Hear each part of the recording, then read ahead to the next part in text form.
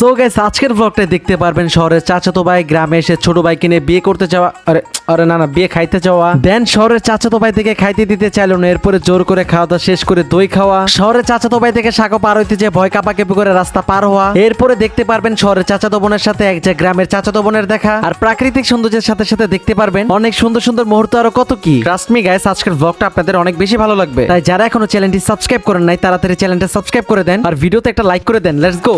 Hello my beautiful people, আসসালামু আলাইকুম। কি অবস্থা আপনাদের, কেমন আছেন আপনারা সবাই? এসে করতেছি আপনারা সবাই ভালো আছেন। এন্ড গাইস আমি আলহামদুলিল্লাহ আপনাদের দোয়া এবং ভালোবাসায় ভালো আছি। সো গাইস গ্রামে আসার সাথে সাথে বিয়ে করতে যেতেছি, আরে বিয়ে করতে যেতেছি না, বিয়ে খাইতে যেতেছি। আরে বিয়ে আবার খাই কেন, আমি তো বিয়ের দাওয়াত খেতে যেতেছি। কি যে মিস্টেক করে বলি না, হোয়াট এভার গাইস। এই যে দেখেন মাঞ্জা মেরে বেরিয়ে পড়ছি, আর এই যে আমাদের গ্রামের রাস্তা কি অসম্ভব রকমের সুন্দর। গাইস বিয়ের দাওয়াত খাইতে কিন্তু আমি একা যেতেছি না, সাথে আমার ফুফাতো ভাই ইউসুফ আছে। তো আমি আর আমার ছোট ভাই বেরিয়ে পড়ি, আর আমরা যেখানে বিয়ের দাওয়াত খেতে যেতেছি আমাদের বাড়ি থেকে খুব একটা দূরে না, যেহেতু বাইক নিয়ে যাইতেছি তাই যেতে খুব একটা সময় লাগবে না, 3 থেকে 4 মিনিট লাগবে। আমরা যেই বাড়িতে বিয়ের দাওয়াত খেতে যাইতেছি ওই বাড়িতে যাওয়ার বড় কোনো রাস্তা নাই, তাই আমরা এই ছোট রাস্তা দিয়ে যাচ্ছিলাম। রাস্তা ছোট হলে কি হবে, রাস্তার আশেপাশের ভিউটা ছিল অনেক সুন্দর। এই যে আমরা চলে আসছি, আর এখানে বিয়ের দাওয়াতের আয়োজনটা ছিল খুব ছোটখাটো, তাই শুধু 3টা টেবিল ছিল, আর আমরা দুইজন যে ওই খালি টেবিলে বসে পড়ি। এইদিকে আমার অনেক বেশি ক্ষুধা লেগে যায়, আর এখানে যে খাবার সার্ভ করতেছিল সে বলে টেবিল ফুল না হওয়া পর্যন্ত খাবার দিবে না, তাই এখন খাবারের জন্য ওয়েট করা বাদ দিয়ে মানুষের জন্য ওয়েট করতে থাকি যে কখন মানুষ আসবে আর কখন টেবিলটা ফুল হবে। দেন এক এক করে 3জন লোক আসে, তার 10 মিনিট পরে টেবিল ফুল হয়ে যায়, আর এদিকে আমাদের খাবার দিয়ে দেয়। গ্রামে এরকম খাবার দেওয়ার স্টাইলে প্রথম দেখলাম আমি। আলাদা ছোট একটা বাটিতে করে চিকেন ফ্রাই, চিংড়ি দিয়ে করলা ভাজি, ডিম আর বটবটি দিয়ে চিংড়ি ভর্তা দেয়। চিকেন ফ্রাইটা অনেক শক্ত ছিল, খেতে মজা লাগে না, আর করলা দিয়ে চিংড়ি ভাজি এটা অনেক মজা ছিল, কিন্তু সব থেকে বেশি মজা লাগছে বটবটি দিয়ে চিংড়ি ভর্তাটা। তো এটা আমার ছোট ভাই ইউসুফ শুনে ভর্তা দিতে বলে, দেন আমাকে আবার ভর্তা দিয়ে যায়। খাওয়া দাওয়া শেষে আমাদের দই দেয়, আর এই দইটা অনেক বেশি মজার হয়ে থাকে, কারণ এই দইটা অনুষ্ঠানের সময় বাবুর্চিরা নিজেরা বানায়, বাইরে থেকে কিনে আনে না, তাই কেন জন্য অন্যান্য দোকান থেকে কিনে খাওয়া দই থেকে এই দইটা আমার কাছে অনেক বেশি মজার লাগে। তো বিয়ের দাওয়াত শেষ করে এখন আমরা যাইতেছি ফুফাতো ছোট বোন হাজেরার বাসায়, ওর ছেলের আকিকার জন্য বিরিয়ানির আয়োজন করা হয়েছে।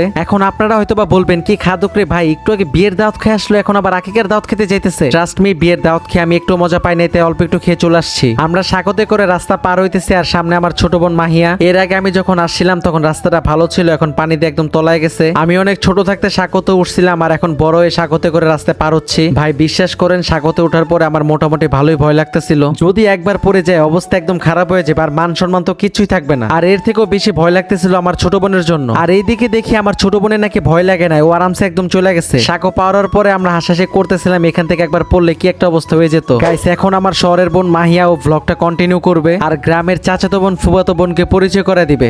সো গাইস এখন হচ্ছে আমি আমার সব কাজিনদের সাথে তোমার পরিচয় করে দিব। গাইস আমরা অনেক শাই ফিল করে ক্যামেরার সামনে, তাই এমন করতেছে হোয়াটএভার।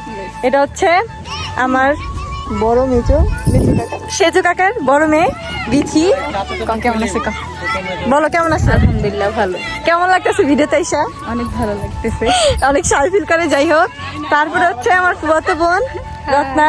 কেমন আছো? আলহামদুলিল্লাহ। আমরা যে এতদিন পরে গ্রামে আসছি, কেমন লাগতেছে আমাদের দেখা? অনেক ভালো। গাইস ওরা অনেক ভালোবাসে আমাকে, মানে আসার পর থেকে অনেক কেয়ার করতেছে। আর একটা ফুফাতো বোন, ওই তো অনেক শাই ফিল করে, যাই হোক। সো এটা হচ্ছে আমার আরেকটা মোস্ট ফেভারিট হচ্ছে ফুফাতো বোন। আয় আয় না দেই বাদব দা তো ইয়া, এই যে আমরা সবাই এখানে মজা করতেছি। আর ভাইয়া ওই যে সবাই লাইক কমেন্ট। আরেকটা হচ্ছে আমার ফুফাতো ভাই বলদ, এই যে বলদ গরু। যাই হোক, আর এই যে আরেকজন মানে অনেক ঢং করতেছে আর কি। অবশ্যই আমার ব্লগ আচ্ছা ভালো ছেলে না গাইস, হচ্ছে বলদ গরু টিকটকার। এই যে দেখেন গাইস টিকটক করতেছে, মানে অনেক ফ্যান ফলোয়ার। যাই হোক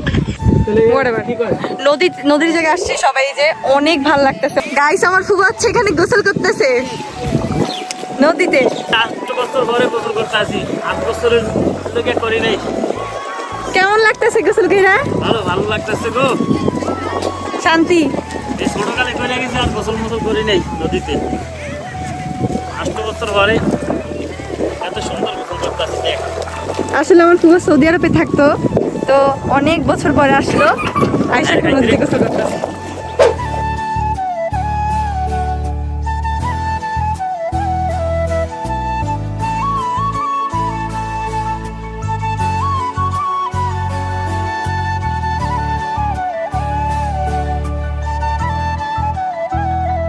অনেকদিন পর গ্রামে এসে আমরা সবাই মিলে অনেক মজা করতেছিলাম। আর এইদিকে আমার ফুফাতো ভাই ফুফাতো বোনদের ছবি আব্বু তুলে দিচ্ছিল। হঠাৎ করে খেয়াল করে আব্বু মার সাথে অনেক সুন্দর করে সেলফি তুলতেছিল। এই মুহূর্তটা দেখে আমার কাছে অনেক বেশি ভালো লাগে, তাই আমি দূর থেকে ভিডিও করতেছিলাম। এইদিকে আকিকার বিরিয়ানি রান্না শেষ হয়ে যায়। হাড়িটা যে কাপড় দিয়ে মুছতেছে উনি হচ্ছে আমার ফুপা। সম্পূর্ণ রান্নাটা আমার ফুপা একাই শেষ করে। এই যে বাচ্চাগুলোকে দেখতেছেন, এই বাচ্চাগুলো আশেপাশের এলাকা থেকে আসছে এখানে আকিকার বিরিয়ানি খাওয়ার জন্য। তাই এদের জন্য আমার ফুপা নিজ হাতে পলিথিনে করে বিরিয়ানি প্যাকেট করতেছিল। ফুপারাতে রান্না করা বিরিয়ানি খেতে অনেক মজার ছিল, তাই আমি 2 প্লেটের মতো বিরিয়ানি খাই। সো গাইস, আজকের মতো ভ্লগটা এই পর্যন্ত ছিল। আশা করতেছি আজকের ভ্লগটা আপনাদের ভালো লাগছে। যদি ভ্লগটা ভালো লেগে থাকে তাহলে অবশ্যই ভিডিওতে একটা লাইক করবেন, কমেন্ট করবেন। আর যারা এখনো চ্যানেলটি সাবস্ক্রাইব করেন নাই তাড়াতাড়ি চ্যানেলটা সাবস্ক্রাইব করেন। খুব তাড়াতাড়ি আরেকটি ভ্লগ ভিডিওতে দেখা হচ্ছে। এই পর্যন্ত সবাই ভালো থাকেন। টাটা, বাই বাই, আল্লাহ হাফেজ, আসসালামু আলাইকুম।